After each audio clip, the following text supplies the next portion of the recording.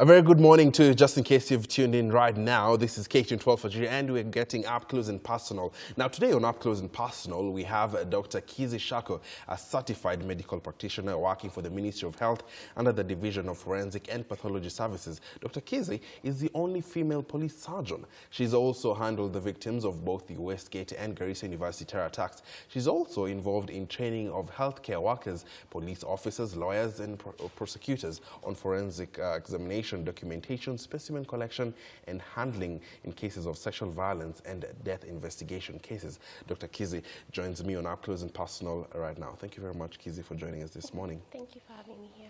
So, well, this is all about you, and of course, I'm actually humbled or glad to actually interview you as the only female police sergeant. How did this come about? Okay, well, what happened was the previous police surgeon, who's still there right now, but at the time he was unwell. So I was seconded to the police surgery. Yeah. And of course, my first day was completely shocking. I was overwhelmed by the workload and the nature of the work. Yeah. I actually wanted to, run away and say, no, I can't do this, but I just went ahead. It was in August 2012, 2012. Mm-hmm. Yeah, so anyway, I just decided to work through it and, try and find something good about the work, and which happened. So it's fun right now. Yeah, and speaking of workload, is it true that you handle about 30 cases every day of, interpersonal injury, about 5 domestic violence cases, and almost 10 sexual violence cases? Yeah, it's actually more than that. Really? So how do you handle this kind of pressure? Oh, well, it helps that I have a colleague, 2 colleagues actually, who we share the workload. So what happens is every week we alternate on who does the heavier cases. By heavier, we call them special cases. Special cases involves the child abuse, the rapes, and sexual violence, murder suspects, and all that. So we alternate so that you can't do it every single day, every week, every year. I know. So we take turns. And you've handled cases of domestic violence. Maybe you can tell us usually how are these cases and what are the main causes that we have this. We have such scenarios because I don't know if you saw the Daily Nation yesterday. One of the ladies was actually, had her limbs cut off by her husband just because she was unable to bear children, only to find that the husband is the one who was infertile. And this is something we shall be talking about in our social hour. Well, causes. There's a lot of, very many factors will contribute to a person becoming violent, especially in a relationship setting. And most of them start through childhood. Well, many of them start through your childhood, depending on what you see, the kind of environment you grew up in. Was there, violence in the home? Maybe there was a missing parent, an alcoholic parent, a parent who's a criminal, or a caregiver who's a criminal, or engages in criminal activity. Perhaps if they were sexually abused. So all these things really affect the way a child will become as an adult. In addition, one of the things I notice almost constantly in almost all the cases is a history of drinking, alcohol, and mistress coming into the picture. Yeah, that's almost always present. As now a case like this one, where it's because of infertility issues, many men may not want to accept that they are the cause of the problem, maybe not being able to bear children. But I would have to know more to be able to comment better on it. How does it make you feel when you handle such cases, especially, and I'm not being sexist here, but especially when the woman is a victim? It's heart-wrenching. It's really, really sad, especially when you see a woman has really tried to, she was giving her all. I even encounter many who say, I built him a house, I started him up, I started his business, and then he's, doing all these things and disappearing. So it's very sad, and it encourages me to want to... No, sorry. My director is actually talking to me, so don't mind that. Sorry. I'm listening to you.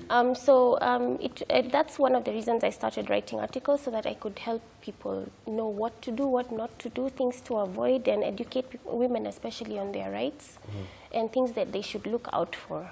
Okay. Now, of course, this is something that we shall be talking in our third hour, and maybe you could join that discussion, but we'll see about that if time allows. But who's Dr. Kizzie? Oh, that's a hard question. Why? Dr. Kizzie, she's A very ambitious young lady. Yes, young. A mother. I am, kind. I care about people a lot, and I actually feel their pain. So I've tried to, whatever it is I involve myself in, it, I make sure that it's helping others. So I'm really all about people. Yeah, that's probably the biggest thing about me. Maybe to even understand you better, tell us where you were born, and let's start from your childhood. I was born in Nairobi, born and bred in Nairobi. I'm a Nairobi girl, totally city girl. A lot of things have been said about city girls, but we'll come to that later. What things? So I've been born and bred here. Yeah. I was in school here. You want to know my schools? I was in Nairobi Academy for the better part of my school life. I joined University of Nairobi in 2000 to start my medical school. I mean, my MBCHP degree. I'm currently doing a postgraduate degree in forensic medicine, clinical forensic medicine, which is basically dealing with the living injured. So there's a lot of child abuse and units in child abuse, sexual violence, handling of the dead, disaster victim identification, and things like those, medicine and the law, ethics. Among others, there are very many. Well, I was reading about you, and at the age of 7, if this is true, you had already developed a strong desire to find out how people died and the circumstances that led to their deaths. Yes, is this true? Yes, I think it was even earlier. Really? Yeah. Why? Why would you be thinking about death at such an early age? I was totally fascinated by it. I still am. That's where I want to be eventually. But I remember I was driving, my mom was driving us, I don't know where we were going, I can't remember, and there was an accident on the road, and there was a person lying there, and he was, badly hurt.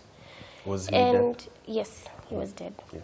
Of course, I didn't really know that then, but now when I look back, I can tell, he must have been dead if he was still lying there, because, there was lots of blood, and people were just staring. So I remember thinking, can my mom just stop so I can look?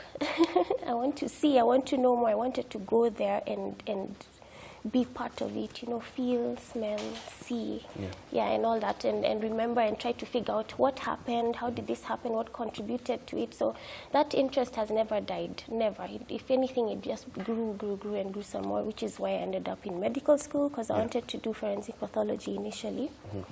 But after I was posted to the city mortuary, I worked there for almost 3 years, doing autopsies all the time and crime scenes. So I realized I really wasn't that interested in pathology, but I wanted a bigger picture. So I wanted to do more of the crime scene management. So that's what I want to be. And you've mentioned city mortuary. I've been there, but I was not able to go inside. So how was your first day there that you actually just went in, and what did you see? Don't be graphic, of course, but you can just share your experience.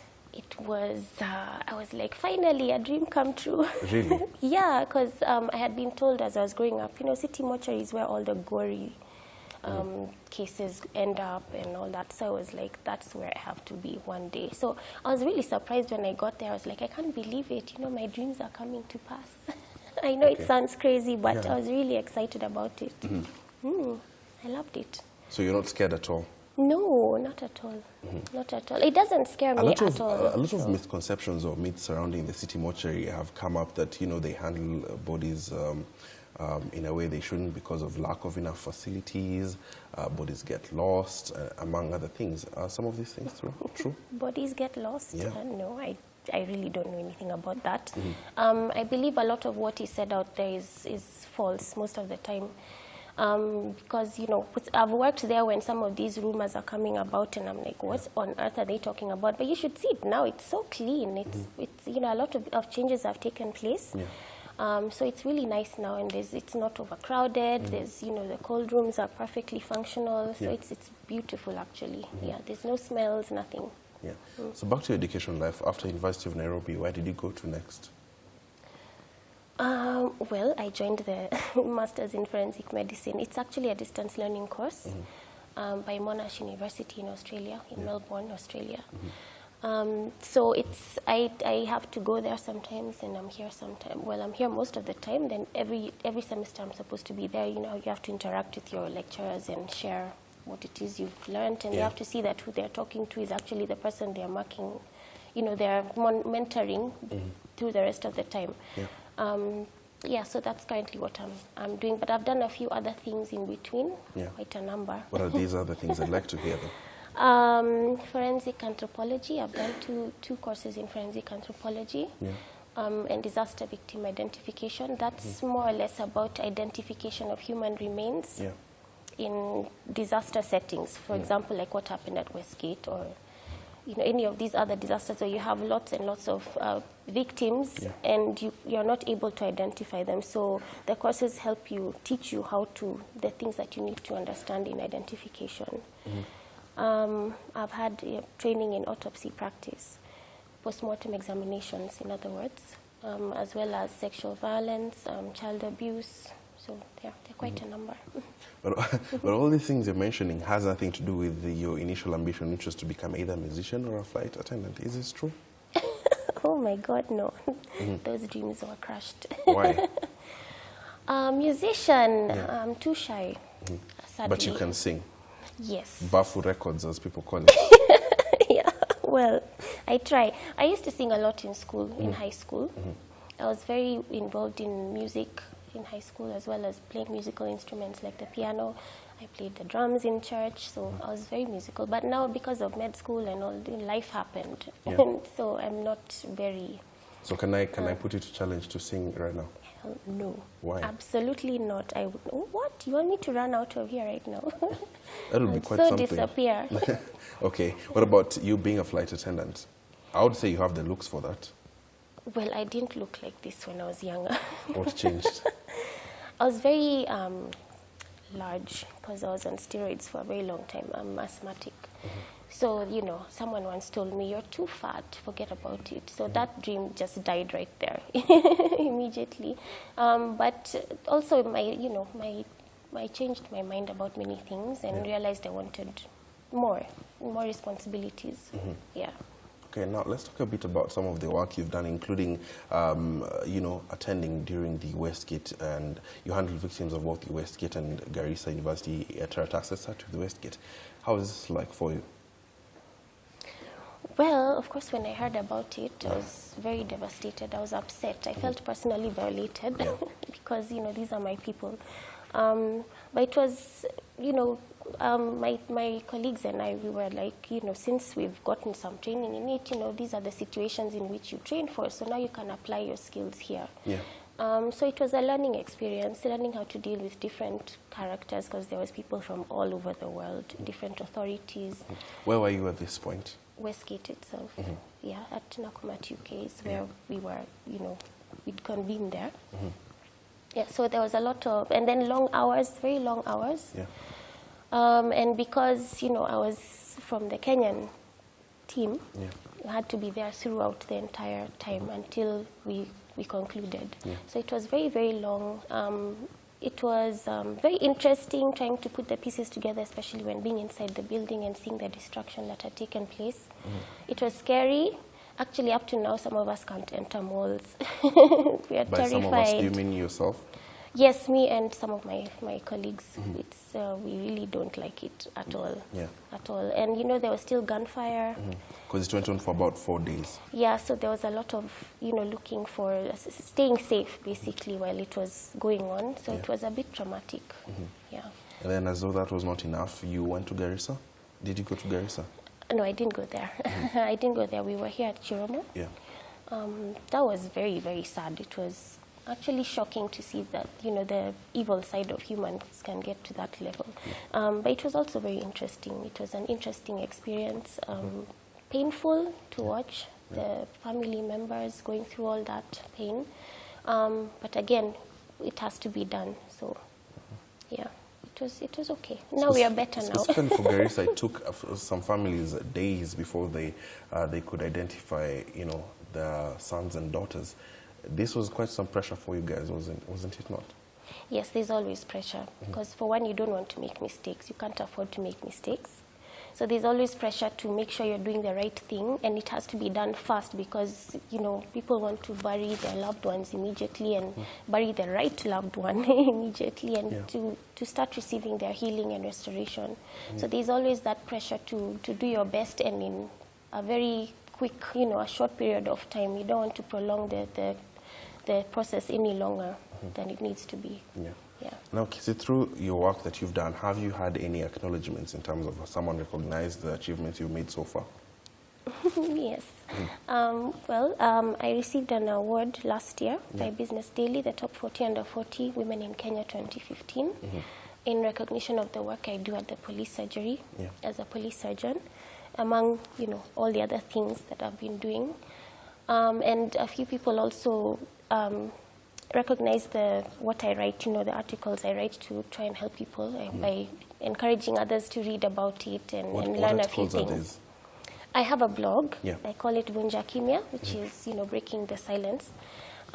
So because of the things I see at the police surgery, a lot of these issues are caused by ignorance, in my opinion. Because there are many times I'm encountering victims or their families, and I ask them, why didn't you, in my mind, I'm like, why did you do that? I mean, wasn't it obvious that this is what would happen? So I decided, instead of just asking myself that, let me write it down and try and educate the community. These are the things you should avoid doing. Take care of your children like this. And if you see someone in this kind of situation, open your mouth, say something. Don't just be silent. So that's basically what I do a lot of. I'm very involved in writing articles. So what kind of response do you get? Positive responses so far. Many people reach out and ask for help in different situations, even if it's like maybe they are stressed by their children, they don't know what to do. Parenting is not easy. we take it for granted that our parents manage to raise us and take us to school. It's really difficult. And especially when a baby is young, under 3 years of age. So many parents will reach out and say, I'm stressed out, I don't know what to do, I just feel like banging my head against the wall. So I just try and educate them and tell them, we all go through this, and these are the people who can help you. And I try to, I do a lot of referrals and connecting people to the right agencies that can help them. Back to your award, was it last year by the Business Daily? Yes, last year. Had you seen it coming? No. Tell me about that. I didn't see it coming. Oh my goodness. It's actually a friend of mine. She's called Kathy. She's the one who said, I'm going to nominate you. And I thought, I didn't think much of it. I thought she was joking. And it's for really serious, super rich women. So I didn't really take it seriously at the time. But then I received phone calls and emails, telling me about the award. And I thought, wow, this is actually happening. So now later is when I came to really appreciate it, because it really opens doors and avails platforms for one to, share what it is they have to share with everyone else that could be useful to the world. So it was really exciting. It's been such a nice journey. When you talk about open doors, maybe you can share some of the doors it has opened. Maybe has it even made you actually be more confident in yourself, perhaps? Well, more confident. Well, I've had to be a bit more confident. Although the confidence came from going to court all the time. Wow, you just have to be super, super confident, like 150%. Otherwise, you'll be trashed. But it has given me a platform in which, like now, I'm here. So when I talk about things like abuse and violence, many people are reached at the same time. If it wasn't for this, it wouldn't have the same effect or the same impact. You understand? So that's what I mean by availing a platform for me to be able to reach out to a larger number of people. Okay, and your duties also include, helping in training of health workers, police officers, lawyers, among other people. Talk a bit about this. Okay, I work for the Ministry of Health in the Forensic and Pathology Services. So I'm in national government, and one of the mandates of the national government is to capacity build and to inform policy and develop policies. So I was part of the team that came up with the national guidelines for management of sexual violence. I was handling the forensic management and a bit of the law part, as well as my colleagues. So what happens is now, after coming up with that, the guidelines, we need to go and train people on it. So we go from different counties, educating a selected group of healthcare workers. And many times I'll be called just to train on, police officers on what they should do when we are handling cases of sexual violence, things like that. Is it challenging training all these different kinds of people? No, it's fun. It's a lot of fun. It's very exciting. They have to. Yeah. I'm very serious in there. No jokes. Yeah, they do. They take me seriously. Okay. I hope. I think. Yeah, I believe they do. I hope they do too. So I'd like us, as we wrap up, to talk a bit about sexual violence, which is something you're also passionate about. What do you think should be done, especially to address this? Let's start from a legal perspective. What should be done in a legal perspective? Well, I'm not a lawyer or a prosecutor or any of that. But I think the law covers it pretty well, especially in the Sexual Offences Act. You might want to take a look at that. It's very clear on what is an offense and what is not, and the penalties for each thing. So it's just a matter of everyone knowing their, reading about these things. And one of the things I see a lot is young men in trouble because of engaging in activity with children, minors, just because she consented or she looked old enough. People don't take the next step to actually verify age. So I really encourage people to do that a lot, because it can spare you a lot of unnecessary problems. And it's all there available in the Act. So I encourage people to read about it. Everything it's pretty well covered. Yeah. But you've talked about the law being there, but these cases still continue. In fact, for some, they say it's on the rise. Yes, it is on the rise. I'm seeing a lot more cases. I'd see about 3 a day initially. Now it's even 14. I mean, it's too much. I'm not really sure why that's happening. Maybe more people are reporting. That's also one of the things that's bringing about an increase in cases because of awareness. And there's also the opposite, where some people are completely unaware of what it is they're supposed to do or not do. Like now the males I'm talking about. Landing themselves in a lot of problems. But also I know there's a lot of stressors in our society. And we have this, something I've noticed in our society is this thing of women are objectified a lot, and what we have to say doesn't matter. And so that plays a very big role in the increase in violence as well. Now, there's someone here, Patience_E. She's asking you, if not a police sergeant, what else would you have chosen to do? I'd be a homicide investigator. Really? Yes. Why? I think that's the funnest job ever. It's packed with action. It's exciting. It's always different. All the cases are different. Everything is, every case is unique. I like figuring things out. So engaging my brain in such activities for me is a lot of fun. Yeah, that's what I'd be. Someone else by the name Lotan says he's actually enjoying the interview with you, and says that you are actually a good crowd. I told you it would be fine, because you told me this was your first live interview. Yes, I was not aware, but it's okay. It's fun. It's exciting. Okay. And so as we wrap up, perhaps your final word to girls out there, people who are listening to your story, and just give us your final word. Well, for the girls out there, I'd like them to know that the sky is the limit. One of the things that really troubled me as I was growing up, and especially during medical school and during my internship, was the way women used to fight each other.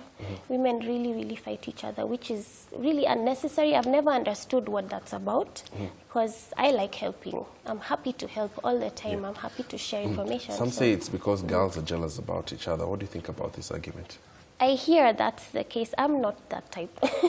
All these achievements you've had, you've not found people who are fighting you just because you are... very many, very many. So it is true? It is, but I don't know if it's because of jealousy. I hope not, because sometimes you're thinking, why would someone way above me be jealous of what? What? I'm no competition. But women really fight each other, and it would be awesome if women could work together, pull each other up and work together as one, Then the sky is the limit. I always say if women could work together, we could rule the world, honestly. That's my honest opinion. And that girls should just be content, be confident in themselves, respect yourselves, love yourselves, and never look down on themselves or self-doubt their own thoughts, and go for what it is you want. Now, let's do this. We're going to cross over to Christine to take some of the feedback and also take us through interactive, and then we'll come back with some of what we call up close and personal fun questions that you have to answer right after, after that. So we're not letting you go anytime now. Christine, take it over, and then... For Alfajiri. Thank you very much, Christine, for that. Remember, we're getting up close and personal with Dr. Kizzie Shako, the only female police surgeon in the country. And of course, she has talked about some of her achievements. She's doing quite great, I must say. Time now for some fun questions right here on Up Close and Personal. In fact, Lotan Salepe asks you, do you have any other hobbies that don't involve blood or death? Oh gosh, yes, of course I do. Way to start those questions. Yeah. I like reading. Watching movies, playing with my son, spending time with my friends, my family. That's fun for me. Traveling, yes. So no blood. Okay, no blood at all. Yeah. What kind of movies do you like watching? Romantic comedies. Really, And why? action movies. Why? I'd expect you to so watch, soothing. mystery and sci-fi No, and all that. that doesn't interest me at all because I get frustrated. I'm like, that's a lie. They just lied, yeah. I see through it, so it kills the fun of it. Yeah. Clint is asking whether you are a naughty kid because he says you look naughty. No, I was a very nice child. Very. My mom always tells me that. I was nice, calm, not at all mischievous. Perfect child. So then what was your favorite childhood memory? Spending time with my grandmother. I loved being with my grandma in Nyeri because she used to spoil me rotten. I could get away with absolutely anything. So that's my... Any time I'm asked about my favorite childhood memories, it's with my grandma, Shosho. Okay. Yeah. Your oddest job ever, except some would say that you're currently doing one of the oddest jobs. Yeah, I was going to say that. This is, my work is odd all the time, every day. So that's... What else? Yeah, I think that's it. Are people surprised when you tell them what you do? Yes, and some don't believe me. So many times I have to go through my superiors, my senior colleagues, to maybe introduce me to someone who I'm supposed to be connecting with and tell them, yes, she actually does this, so please listen to what she has to say. Yeah. And so what do you consider your greatest achievement? Finally having a voice for the voiceless. Being able to speak for people who can't speak for themselves. That for me is my greatest achievement at the moment. Yeah, it makes me very happy. So you talked about having a very busy day attending to so many people. When you get your free time, what do you do? I just sit and put my legs up, have a cup of tea and unwind. Or try to unwind and play with my son. That's actually very therapeutic for both of us. So yeah, and I write a lot. Yeah, that's what I do to unwind. Do you like cooking? And if so, what's your favorite food? You don't like cooking? No. So you don't cook? I have to cook, and I can cook, but I don't like it at all. But you do have a favorite food meal? Chicken wings. Why chicken wings? I just love chicken wings. I think because I used to see a lot of people eat them as a child. My dad was an excellent cook, and he used to cook a lot. He is an excellent cook, and that was one of his specialties. So I think that's why it's my favorite meal at the moment. Oh, okay. Yeah. One thing that people often misunderstand about you. One thing people misunderstand about me. They think I'm morbid. People think I'm morbid and I just love. Just because of what you do? Yeah, and I have no emotions. I just don't have any. It's like I'm not human, but I am, and I do feel pain. I feel sorrow. I feel all those things just like everyone else. It's just that I have the ability to work despite all that and work efficiently. Yeah. Does what you do ever stop someone from hitting on you? No. Well, once or twice. Yeah. And what did they say? When I told them what I do, they just walked off. Like literally walked twice off. that's happened. Yeah, like walks off and I'm talking. I'm like, what's happening? Yeah, so that was really weird. But otherwise, no. Did that hurt you? No, I found it amusing. It's very hard to hurt me. And Paul is asking, what is your favorite holiday destination? Where I would like to go? Or where you have been. You can talk about both. Where you'd like to go and where you've been that you actually loved. Where I've been, I love the coast. That's still one of my favorite destinations. It's just so, I don't see why I should go far out because that offers everything I need. Where I'd like to go, Vegas. I know it sounds funny, but that's one of the places I really must go. Yeah, so do you like partying? No, really? Not anymore, no. No, I don't. It's But too you used draining. to? Yeah. A bit, Kind of, yes. When I was young, in my early 20s, but now no. But I think Vegas is awesome. It's packed with activity like all the time. That's what I think. I'd like to go and actually find out for myself. Okay. Now, Kizzie, we have to take a look at the trending video, and then we come back, wrap up with the fun questions. Let's take a look at today's trending video. Well, who would expect a police officer to be asking you such questions when they ask you to pull over? That was our trending video. Now, we're still getting up close and personal with Dr. Kizzie Shako, and you did not tell me why you talked about Vegas. So moving on to the next question. How have you managed to balance work and parenting? You talked about you have a son here. How old is he? He'll be 4 in November. Yeah. It's really hard. Wow. It's one of the most challenging things I've ever had to go through. Yeah. Making me sometimes want to quit my job. But my family has been extremely supportive. I don't know what I'll do without my mother and my siblings, because they really help me out a lot. Yeah. And my nanny, of course. She's excellent. Yeah. So having a support system like that has really helped me move forward as opposed to stagnating for a while. Yeah. And you mentioned that you write a lot. So what is that one book, on the contrary, that you'd like people to read? The Bible. I think it's packed with information that everyone needs. What's your favorite verse? Please don't say John 3:16. I wasn't going to. I don't have one right now. Okay. Sorry. That's fine. How would you like to be remembered? My legacy, yeah? I'd like to be remembered as the lady who had a passion to help people, the lady who made a positive impact in our society, where advocacy for abuse and violence is concerned, enabling people to come out and get help, and for enabling others to help those around them who need help. Yeah. That's what I'd really like. Now, talk about people who influence your life, and who do you owe your success to? People who, my mother, of course. She's my prayer partner, my prayer warrior. She's like my backbone, actually. I don't know what I'd do without her. I've said that before. I have very supportive friends, and I owe them a lot, because that's where I take my issues as well, and kind of dump on them. That's what I call it, and they take it all in and keep encouraging me. So that's really, really helpful.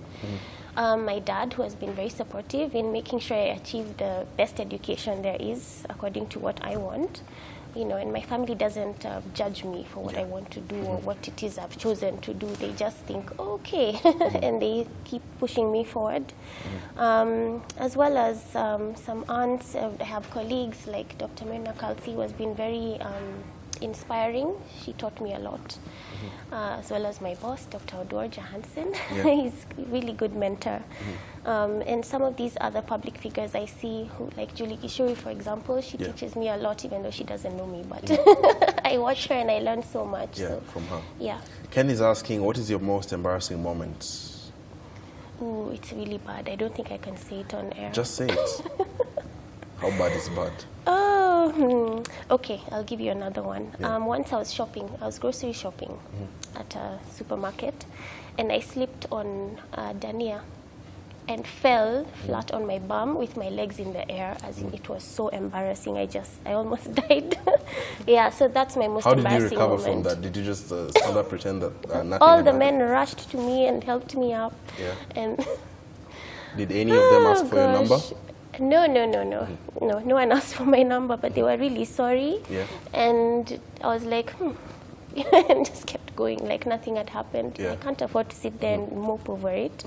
So I just moved on. You'd think nothing had happened. Yeah. Final word now as we wrap up, quotes that you live by, and maybe your final word to girls out there as well. A quote that I live by, gosh, there are so many. But one of the quotes, my favorite one, saving one life is better than none. That's actually my own, as far as I know, because I think it's very important to care about everyone equally, regardless of who they are, where they're from, race, tribe, doesn't matter. Everyone is human, everyone is equal, and we need to care about each other the same way. So, Dr. Kizzie, final question. Can I get your number?